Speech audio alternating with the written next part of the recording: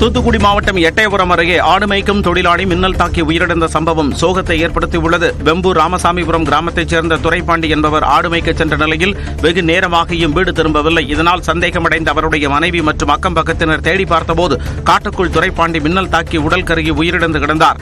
இதையடுத்து சம்பவ இடத்திற்கு விரைந்த மாசார்பட்டி காவல்துறையினர் துரைப்பாண்டியின் உடலை கைப்பற்றி உடற்கூறு ஆய்விற்காக கோவில்பட்டி அரசு மருத்துவமனைக்கு அனுப்பி வைத்தனர். நெல்லை மாவட்டம் சிவந்திபுரத்தில் நடந்து சென்ற பெண் மீது ஆட்டோ மோதிய விபத்தின் சிசிடிவி காட்சி சமூக வலைதளத்தில் வேகமாக பரவி வருகிறது. சிவந்திபுரம் அருகேயுள்ள வராகபுரம் நடுத்தெருவைச் சேர்ந்தவர் இசக்கியம்மாள். இவர் சாலையில் நடந்து சென்ற போது அவ்வழியாக வந்த ஆட்டோ இசக்கியம்மாள் மீது மோதிவிட்டு நிற்காமல் சென்றது. இதில் காயமடைந்த அவர் சிகிச்சை பெற்று வந்தார். இந்நிலையில் விபத்து குறித்து விக்ரமசிங்கபுரம் காவல்துறையினர் விசாரணை நடத்தி வருகின்றனர்.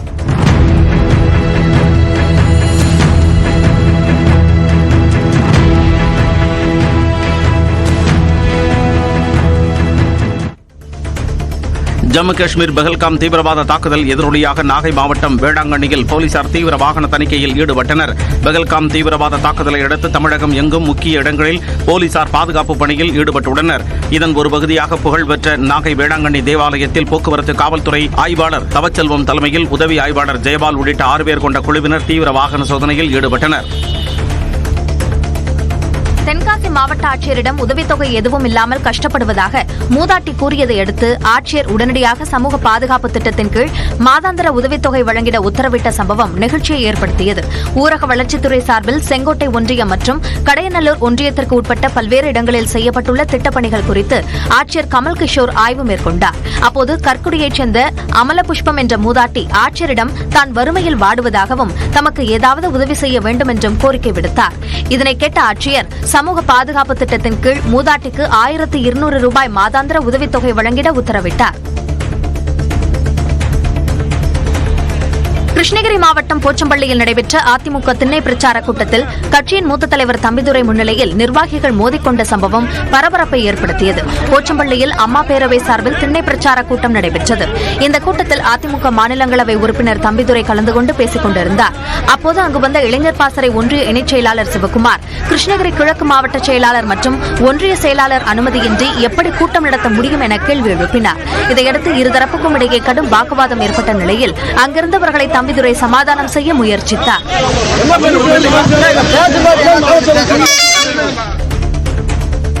கர்நாடகாவிலிருந்து கிருஷ்ணகிரி வழியாக கண்டெய்னர் லாரியில் ரகசிய அறை அமைத்து கடத்தப்பட்ட 530 கிலோ புகையிலை பொருட்கள் பறிமுதல் செய்யப்பட்டன. ஆஞ்சநேயர் கோயில் மேம்பாலம் அருகில் பெங்களூரு சேலம் தேசிய நெடுஞ்சாலையில் வந்த கண்டெய்னர் லாரியை காவலர்கள் சோதனையிட்டனர். அப்போது அதில் 5 அடி அளவில் ரகசிய அறை வைத்து 530 கிலோ குட்கா மற்றும் கர்நாடக மது வகைகள் 20 பாட்டில்கள் கடத்தி வரப்பட்டது தெரியவந்தது.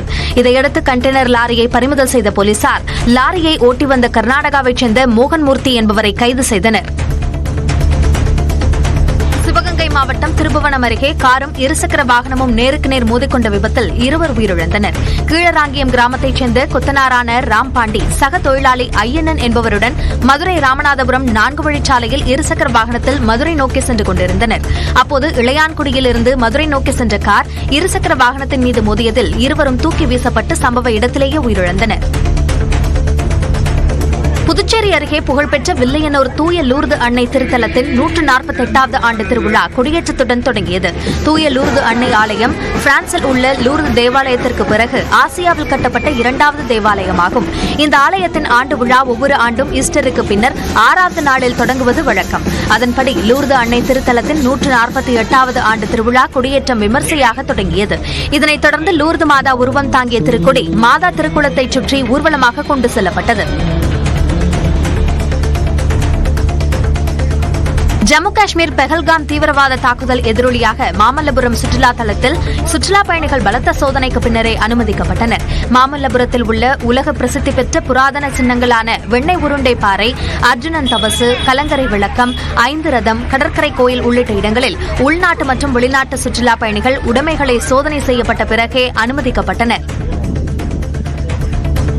மயிலாடுதுறை மாவட்டம் மன்னமந்தலில் ஷிஹான் ஹுசைனி கராத்தே கழகம் சார்பாக பள்ளி சிறுவர்கள் 30 நிமிடங்களில் 1111 ஓடுகளை உடைத்து சாதனை படைத்தனர். ஷிஹான் ஹுசைனி கராத்தே கழகம் சார்பாக தனியார் பள்ளி வளாகத்தில் நடைபெற்ற விழாவில் கராத்தே பயிற்சி பெற்ற 6 வயது முதல் 12 வயது வரையிலான மாணவர்கள் 1111 ஓடுகளை அடுத்தடுத்து உடைத்து அசத்தினர். இதனைத் தொடர்ந்து சாதனை மாணவர்களுக்கு சான்றிதழ்களும் கேடயங்களும் வழங்கப்பட்டன.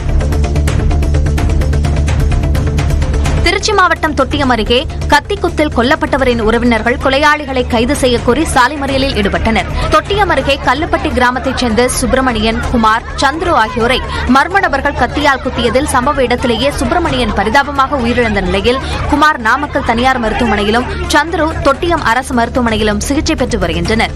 இந்த நிலையில் கொலையாளிகளை கைது செய்ய வலியுறுத்தி சுப்பிரமணியனின் உறவினர்கள் திருச்சி நாமக்கல் சாலைகளில் மறியலில் ஈடுபட்டனர்.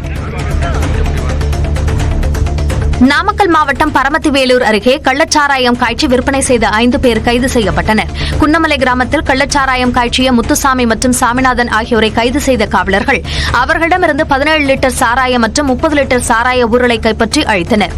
இதேபோல திடுமல் தாசம்பாளையம் கிராமத்தில் கள்ளச்சாராயம் காய்ச்சிய பூபதி, கொண்டரசம்பாளையம் கிராமத்தைச் சேர்ந்த பாலசுப்ரமணி ஆகியோரை கைது செய்த காவலர்கள் அவர்களிடமிருந்து 21 லிட்டர் கள்ளச்சாராயம், 75 லிட்டர் சாராய ஊரல் ஆகியவற்றை பறிமுதல் செய்தனர். இதனிடையே திடுமல் தாசம்பாளையத்தைச் சேர்ந்த பெரியசாமி என்பவர் அனுமதியின்றி வீட்டில் நாட்டு துப்பாக்கியை வைத்திருந்ததாக கைது செய்யப்பட்டார். கள்ளக்குறிச்சி மாவட்டம் உளுந்தூர்பேட்டை அருகே ஜிஎஸ்டி சாலையில் கவிழ்ந்த எத்தனால் ஏற்றி வந்த லாரி 8 மணி நேரத்திற்கு பிறகு அப்புறப்படுத்தப்பட்டது. மேற்குவங்க மாநிலம் கொல்கத்தாவிலிருந்து திருச்சிக்கு சென்று கொண்டிருந்த எத்தனால் ஏற்றி வந்த லாரி உளுந்தூர்பேட்டை அருகே உள்ள எரஞ்சி ஜிஎஸ்டி சாலையில் கவிழ்ந்து விபத்திற்குள்ளானது. இதையடுத்து தேசிய நெடுஞ்சாலை ஆணையம் சார்பாக கொண்டுவரப்பட்ட ராட்சத கிரேன் மூலம் சுமார் 8 மணி நேரத்திற்கு பிறகு எத்தனால் லாரி மீட்கப்பட்டது. புதுக்கோட்டை மாவட்டம் ஆலங்குடியில் பேருந்து நிறுத்தம் அருகே கையில் கட்டையுடன் உலா வந்த போதை நபரால் பரபரப்பு ஏற்பட்டது. அந்த பகுதியில் இருந்த மதுக்கடையில் மது குடித்த நபர் கையில் விறகுடன் பொதுமக்களிடம் ரகளையில் ஈடுபட்டார். போதையில் சுற்றித் திரியக்கூடிய நபர்கள் மீது காவல்துறையினர் நடவடிக்கை எடுக்க வேண்டும் என்ற கோரிக்கை வலுத்துள்ளது. தாக்குதலை கண்டித்து திருவள்ளூர் மாவட்டம் கும்மிடிப்பூண்டியில் பாஜகவினர் மௌன ஊர்வலமாக செல்ல முற்பட்ட போது காவலர்கள் பாஜகவினரை தடுத்து நிறுத்தினர். இளைஞரணி தலைவர் தலைமையில் நடைபெற்ற மரியாதை செலுத்தக்கூடிய நிகழ்ச்சிக்கு எந்த கட்டுப்பாடும் இல்லாத நிலையில் ஊர்வலத்திற்கு அனுமதி மறுத்தனர். திருவள்ளூர் மாவட்டம் திருத்தணி அருகே சென்னை திருப்பதி தேசிய நெடுஞ்சாலையில் 2 பைக்கள் நேருக்கு நேர் மோதிக்கொண்ட விபத்தில் ஆந்திர மாநிலம் நகரையைச் சேர்ந்த முனிவேல் என்பவர் உயிரிழந்தார்.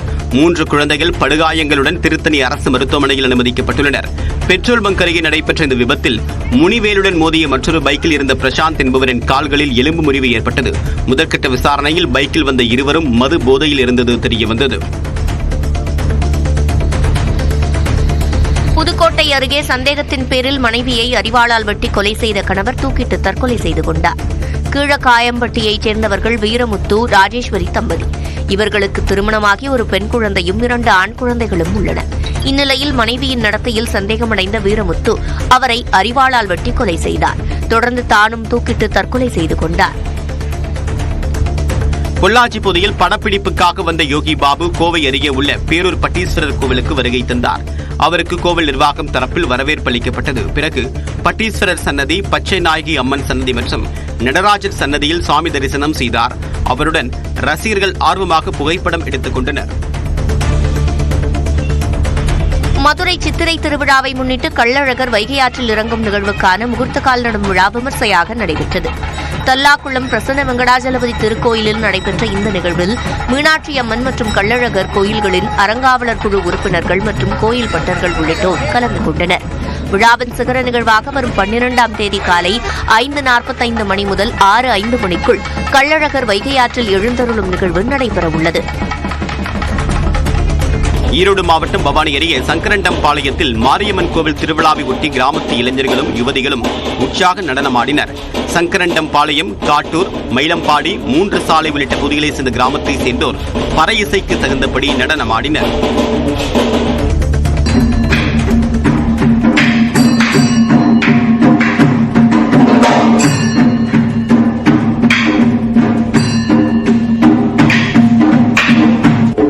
புதுச்சேரி ஆரோவில்லில் பாரம்பரிய கலைகளை மீட்டெடுக்கும் பயிற்சி முகாம் விமர்சையாக நடைபெற்றது. ஆரோவில்லில் கேரளாவின் களரி பயிற்சி முகாம் நடத்தப்பட்டது. இதில் வாள், கேடயம், உருமி உள்ளிட்ட பாரம்பரிய ஆயுதங்களோடு களரி பயிற்சியும் செய்து காட்டப்பட்டது. இந்த பயிற்சியில் வெளிநாட்டினர் ஆர்வத்துடன் பங்கேற்றனர்.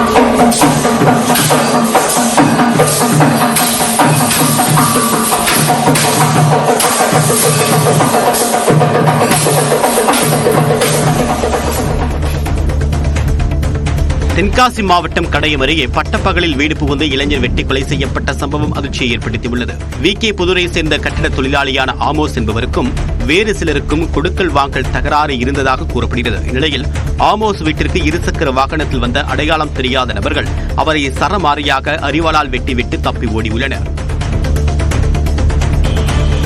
காஞ்சிபுரம் அருகே முத்தையால்பேட்டையில் பொட்டிசாமி என்ற பிரம்மானந்த சுவாமியின் 110வது குரு பூஜை விழாவை வெட்டி சிறப்பு அபிஷேகமும் மகா தீபாராதனையும் நடைபெற்றது. இதனைத் தொடர்ந்து பல்வேறு மலர்களால் சிறப்பு புஷ்பாஞ்சலி செய்யப்பட்டு 1008 வேத மந்திரங்கள் ஓதி வழிபாடு நடத்தப்பட்டது.